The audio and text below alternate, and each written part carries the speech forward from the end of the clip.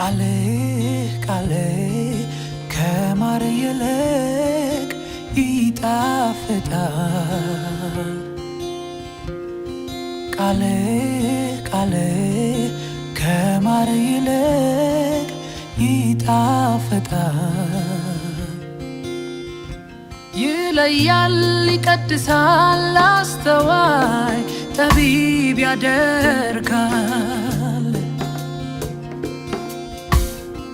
ቃል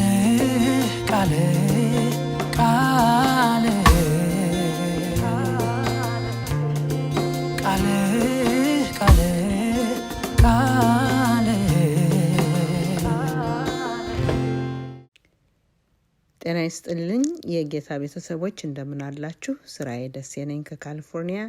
ዛሬ ደግሞ በቀን 4 እግዚአብሔር ቃል ገብቷል በሚለው ርዕስ ላይ እየተነጋገርን ያለነው።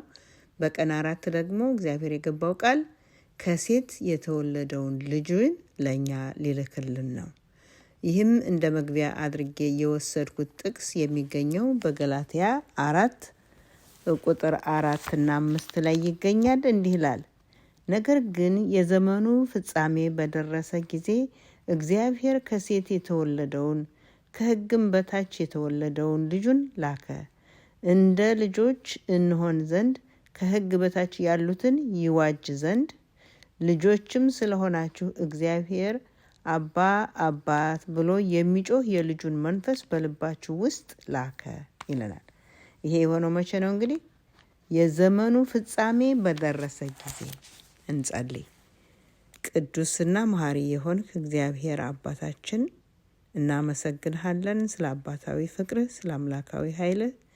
ምሕረትህና ቸርነት ብዙ ስለሆነ እስከ ዛሬም የጠበቅከን አንተ ነህ። እግዚአብሔር አባታችን በፊትህ በየቀኑ በየጊዜው ቃልህ እየመጣልን አብረን እያጠናን በብዙ መንገድ እያሳደግከን ስላለህ እናመሰግንሃለን።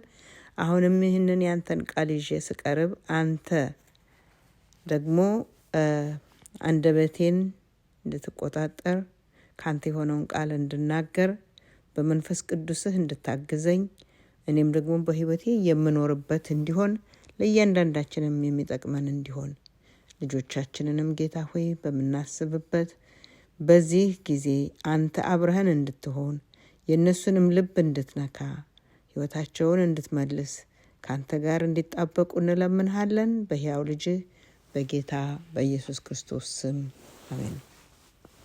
እሺ፣ እና እንግዲህ እግዚአብሔር ቃል ገብቷል ብለን ያልነው ከሴት የተወለደውን ልጁን እኛን ለማዳን ሊልክ ቃል የገባውን ነው። እንግዲህ የዘመኑ ፍጻሜ በደረሰ ጊዜ፣ ይህንን በሚልበት ጊዜ የዘመን ፍጻሜ የሚለው እንግዲህ እግዚአብሔር ቃል የገባው ገና በመጀመሪያ በዘፍጥረት 3:15 ላይ ነው። ይህንን የገባውን ቃል ግን በእቅድ ያስቀመጠው ዓለም ሳይፈጠር ነው የሚለው። ዓለም ሳይፈጠር እቅዱ አለ። ይህንን እቅድ ግን ኃጢአት በገባ ጊዜ ነው የገለጸላቸው እና ኃጢአት በገባ ጊዜ ሰይጣን በእባብ ተመስሎ ባሳታቸው ጊዜ የእሱ አደረኳቸው ብሎ ባለበት ጊዜ እግዚአብሔር በዘፍጥረት 3:15 ላይ ደግሞ ቃል ገባ። ምን አለ? እባብን እንግዲህ የእሱ ሊያደርጋቸው ፈልጎ ስለነበር ያንተ ሊሆኑ አይችሉም አለውና ምን አለው? አንተ ሰኮናውን ትቀጠቅጣለህ፣ በአንተና በሴቲቱ መካከል በዘርህና በዘሯ መካከል ጠላትነት አደርጋለሁ። እርሱ ማለት ክርስቶስ ራስህን ይቀጠቅጣል፣ አንተ ደግሞ ሰኮናውን የተባለው ትንቢት የዓለም አዳኝ የሆነው ጌታ የኃጢአት ቁንጮ ከሆነች ሴት እንደሚወለድና ክርስቶስም ራሱን የእባብን ራስ እንደሚቀጠቅጥ ያለውን ትንቢት ሲናገር ነው። እና አዳምና ሔዋን ያሰቡት እንደ አምላክ መሆን ነበረ።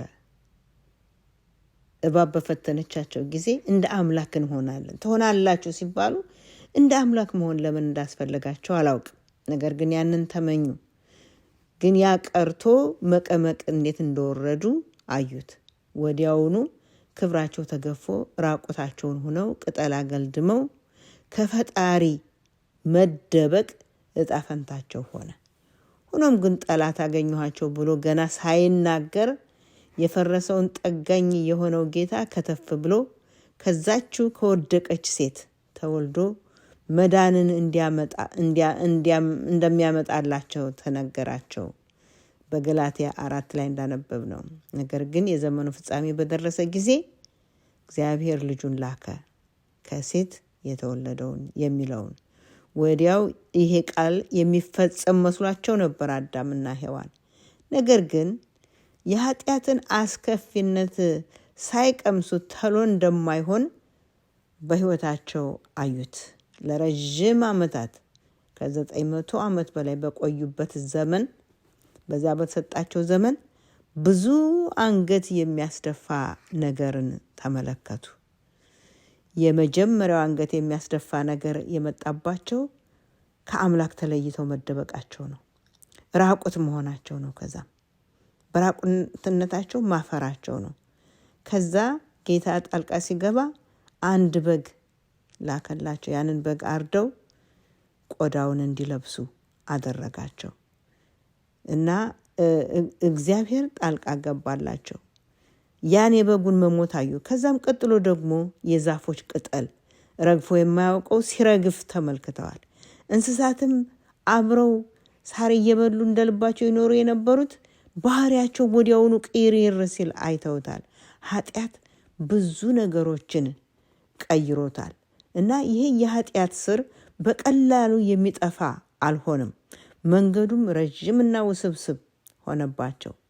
ኃጢአት እጅግ እየተንሰራፋ በመሄዱ እግዚአብሔር ደግሞ ከሰው ልጅ ጋር ስሟገት አልኖርም፣ የምሰጠው ዕድሜ 120 ዓመት ይሆናል ብሎ ለኖህ ተናገረውና ኖህ መርከብ እንዲሰራ አዘዘው። በዛች መርከብ ከአንድ ቤተሰብ በስተቀር ያውም ከኖህ ቤተሰብ በስተቀር ሌላው ሁሉ በሙሉ ጠፍቶ ነበር። የሚያሳዝነው ግን ኃጢአት ግን አልጠፋም። ሰይጣን እስካለ ድረስ ያ ጠላት ስላልጠፋ እንደገና ወደ ሰው ብቅ ማለት ጀመረ። ገና ትውልዱ እየጨመረ ከመሄዱ ክፋትና ኃጢአት እየበዛ መጣ። የሚደንቀው ነገር የእግዚአብሔርን ተአምር የእግዚአብሔርን ቸርነት አይተዋል። ለ1 ዓመት ከ2 ወር በዛ መርከብ ውስጥ ሲቀመጡ የሚበሉት ሳያጡ ለሰውም ሆነ ለእንስሳ አንዳች ነገር ሳይጎልባቸው የቆዩት በእግዚአብሔር ታምር ነው እና እውነትም እግዚአብሔር ታላቅ ነው ሊሉ ሲገባ ወዲያውኑ ፈጥነው አምላካቸውን ረሱት። ረጅም ግንብ ለመስራት ተነሱ።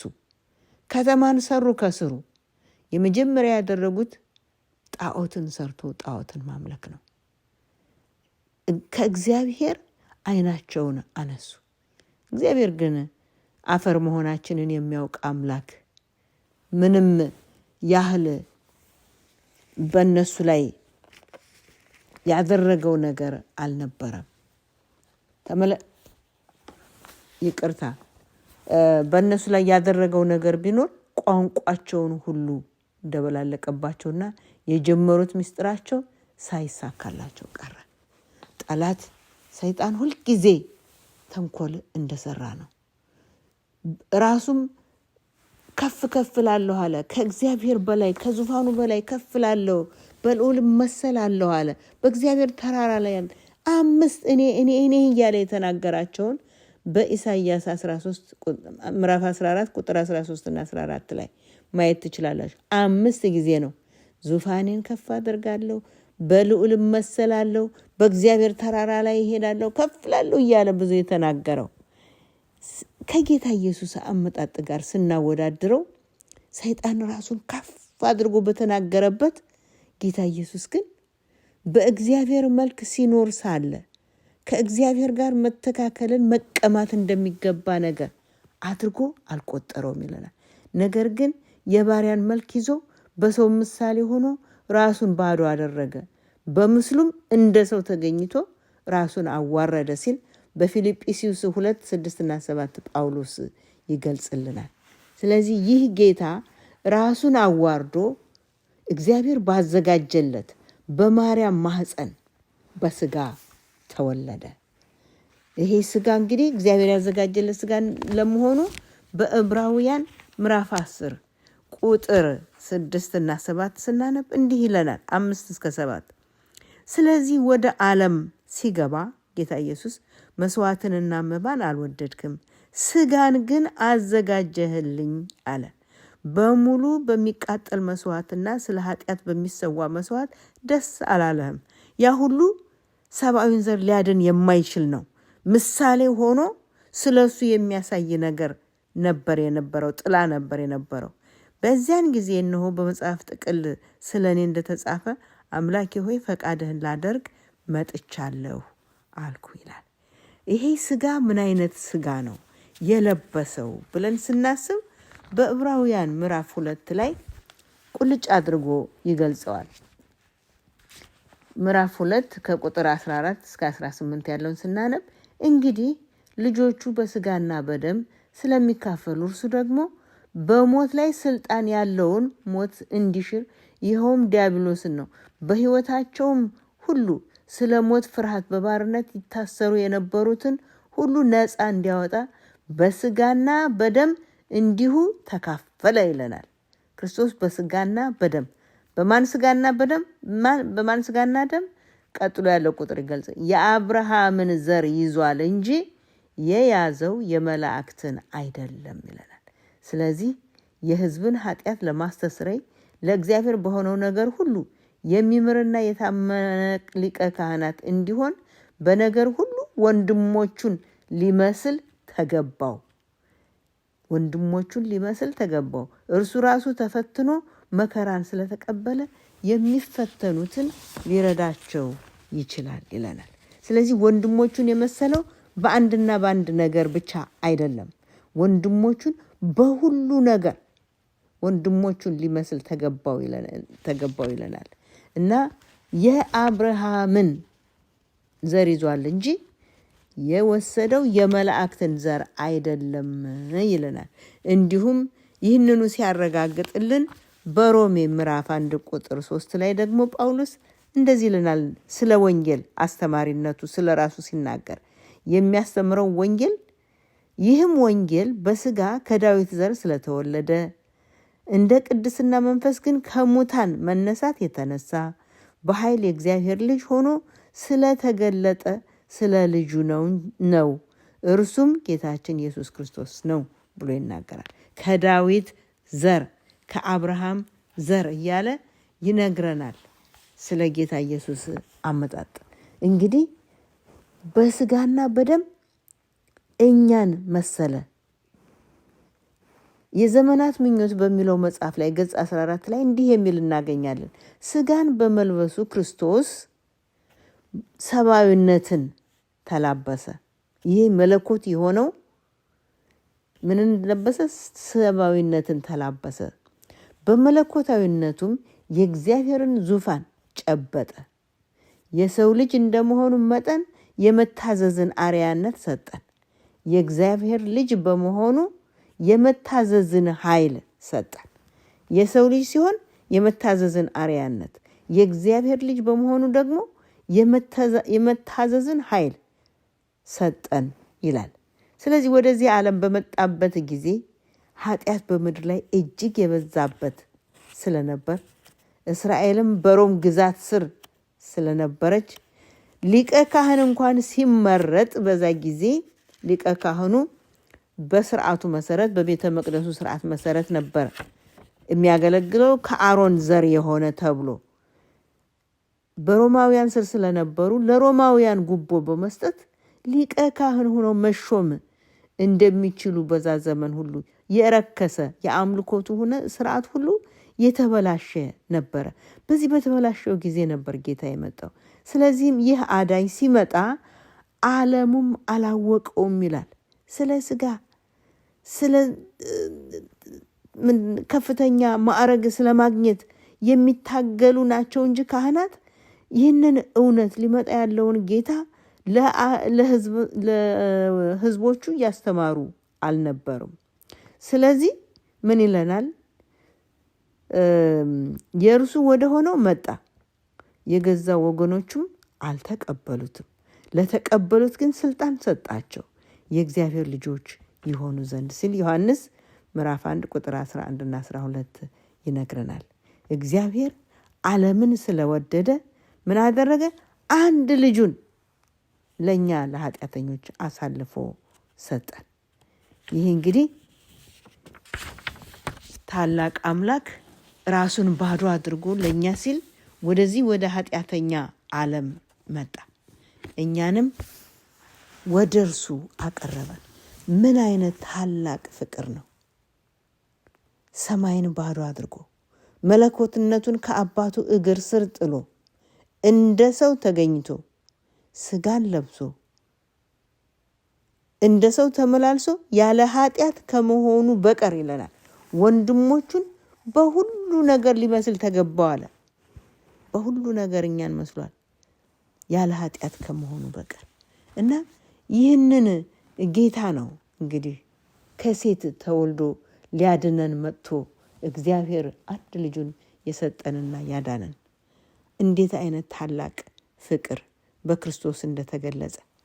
በሰይጣን እኔነት ሲገለጥ በክርስቶስ ደግሞ ራስን ዝቅ ማድረግ፣ ራስን ባዶ አድርጎ ለእግዚአብሔር ፈቃድ ራስን ማስገዛትን ተማረን። እግዚአብሔር ይህንን ታላቅ ምስጢር በልጁ ስለገለጸልን፣ በልጁ ደም ስላዳነን እግዚአብሔር ይክበር ይመስገን እላለሁኝ። እግዚአብሔር ይባርካችሁ። እንጸልይ። ቅዱስና መሐሪ የሆንከው ጌታችን እናመሰግንሃለን ስለ ታላቁ ስምህ፣ ስለ ታላቁ ስራ፣ ስለ ድንቅነትህ ተመስገን ጌታ ሆይ። አሁንም ቃልህን አስተማርከን፣ ከሴት የተወለደውን ልጅህን ዘመኑ በደረሰ ጊዜ ልከህ እኛን ልታድነን ወደህ እኛ የምንሞተው ሞት ሞቶ የሱን ጽድቅ እንድንለብስ በልጅህ የጽድቅን መንገድ ስለከፈትክልን እናመሰግንሃለን። ይህንን የተከፈተውን መንገድ ለኛ ብቻ ሳይሆን ጌታ ሆይ ቃልህን የሚሰሙ ሁሉ የሚገቡበት እንዲሆን እጅግ አድርገን እንለምንሃለን። ነገራችን ሁሉ በፊት የተገለጸ ነው። እንደ መልካም ፈቃድ ተቀበለን። ኃጢአት በደላችንን ሁሉ ይቅር በለን። በሕያው ልጅህ በጌታ በኢየሱስ ክርስቶስ ስም አሜን።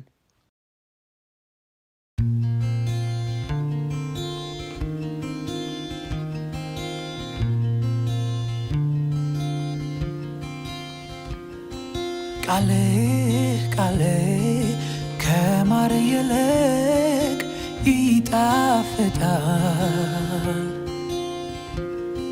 ቃሌ ከማር ይልቅ ይጣፍጣል። ይለያል፣ ይቀድሳል፣ አስተዋይ ጠቢብ ያደርጋል።